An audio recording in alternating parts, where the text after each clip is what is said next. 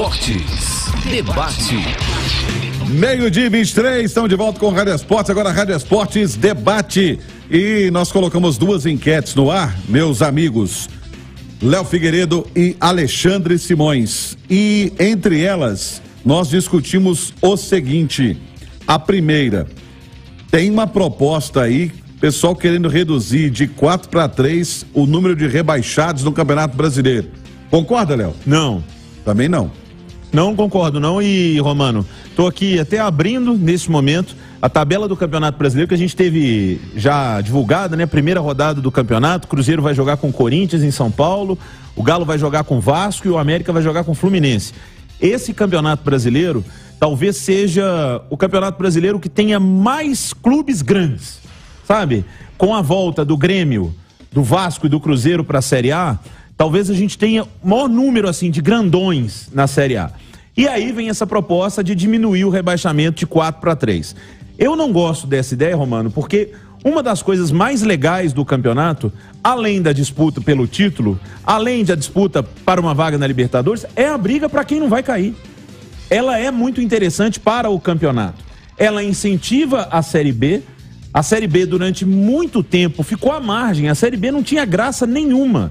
Com a queda dos grandes, volta e meia tem time grande na Série B, a Série B ganhou notoriedade, a Série B ganhou valor, ela ganhou transmissão, ela subiu como produto, ela se valorizou como produto. Tirar mais um clube, né, da Série B, teoricamente, subir um a menos, é desvalorizar a Série B. A Série A não precisa ser mais valorizada nesse ponto. Ela já é a elite do nosso futebol. Então, pelo lado técnico, que é legal a disputa para não cair, de tendo 4 caindo, você ainda mantém a Série B com mais interesse e com mais oportunidade. Pelo bem do esporte, eu não gosto.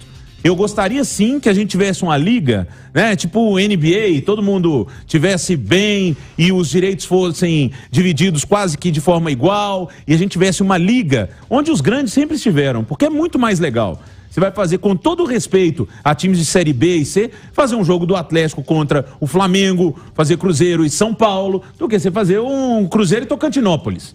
É claro que sim. O jogo é melhor, o espetáculo é melhor, mas o futebol é um esporte, ele precisa de ter motivação, porque senão fica muito cômodo. O lado ruim que acontece na NBA, como na NBA você tem o draft, os jogadores que você pinça lá na universidade todo ano, teoricamente, o pior time escolhe o primeiro jogador. Então, teoricamente, o pior time escolhe o melhor jogador. Esse time, quando está no meio do campeonato, ele está vendo que não vai dar mais nada, eles fazem o famoso tancar, que é o quê? Perder. Perder. Para ficar lá embaixo e escolher o principal jogador. Isso é legal? Pro lado do esporte, eu não acho. Então, por isso, eu sou completamente contra mudar de 4 rebaixados para 3 rebaixados, perdão. Alexandre, isso pra mim é medo de time grande cair. Romano, e se for medo, os números mostram, né? A história mostra que faz sentido. Por quê?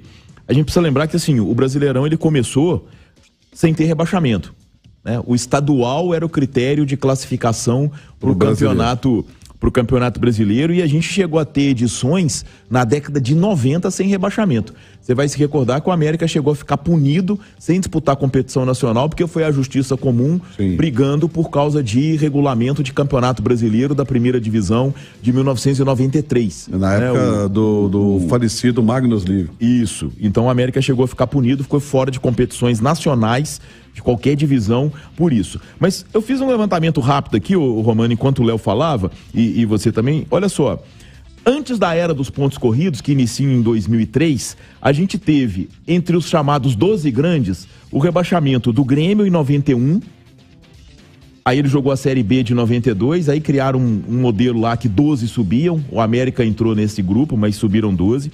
Depois o Fluminense iria cair em 96, teve a virada de mesa por causa do escândalo de arbitragem, mas aí ele caiu em 97, jogou a Série B em 98 e caiu para C, e jogou em 99, aí voltou com a virada de mesa da Copa João Avelange, ao invés de voltar para a segunda, voltou para a primeira naquela divisão de módulos, né? E depois, em 2002, caíram Palmeiras e Botafogo. Os dois não jogaram a primeira edição do Brasileirão por pontos corridos. É um universo muito pequeno quando a gente pega a era dos pontos corridos e percebe que Atlético e Cruzeiro caíram nos pontos corridos, o Grêmio e o Internacional caíram nos pontos corridos, o Corinthians e o Palmeiras caíram nos pontos corridos, o Palmeiras mais de uma vez, o Botafogo e o Vasco caíram nos pontos corridos mais de uma vez. Então, aqui de um universo de 4 rebaixados, na hora que a gente passa pro outro lado, só o Vasco caiu 3 vezes, só o Botafogo caiu. Então, mudou completamente essa questão do rebaixamento para os chamados grandes clubes. Tá? Isso também tem outros aspectos, a questão de organização, né? Tudo, a questão de que algumas empresas passaram a ter alguns clubes, mas de toda forma, né? A história do Campeonato Brasileiro é uma antes e outra depois dos pontos corridos, no que se refere exatamente a essa questão que a gente está debatendo, que é o rebaixamento dos chamados grandes clubes. E eu não concordo com o argumento de, mas na Europa é assim. Se a Europa é assim, por que não copia o calendário europeu? O Brasil é o único país que não copia o calendário europeu, que não segue o calendário europeu, e por isso é uma bagunça na hora de organizar, principalmente a seleção nacional. O outro